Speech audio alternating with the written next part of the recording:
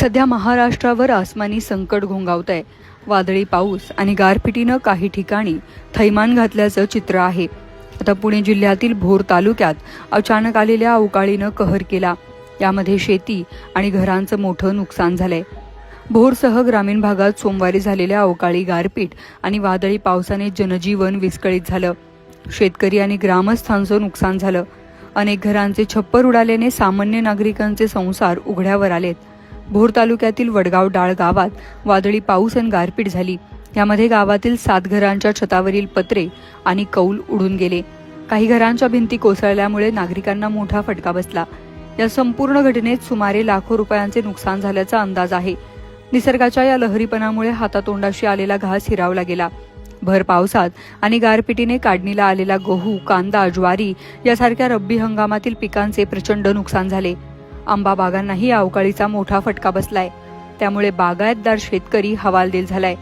शेतीच्या झालेल्या नुकसानीमुळे शेतकऱ्यांच्या आर्थिक गणिताची जुळवाजुळव कोलमडली आहे।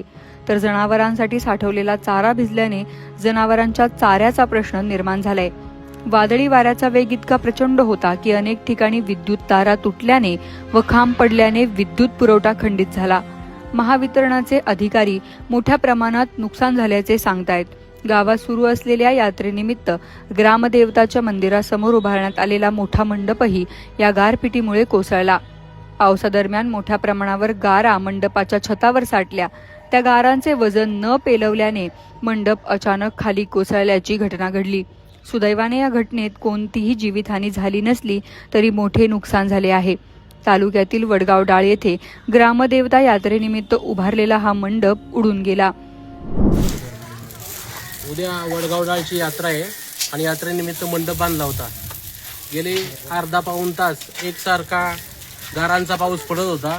त्या पावसामध्ये संपूर्ण मंडप फाटलेला आहे आणि काही घरं पत्र्यासकट उडून गेलेली आहेत। काही लोकांच्या घरात पाणी गेलेलं आहे। असं सगळं नुकसान या वडगाव डाळचं झालं। किती वेळ पाऊस पडत होता? पाऊस 1 तास सव्वा तासच्या आसपास पडत होता। गारा पडलेला किती वेळ झाला? पाऊण तास झाला, पाऊण तास 1 तास झाला। तरी पण एवढा गारांचा ढीग आहे पण गारा आहे ना लगेच वितळून जातात। पण हे का वितळत नाही नक्की काय समजत नाही मला।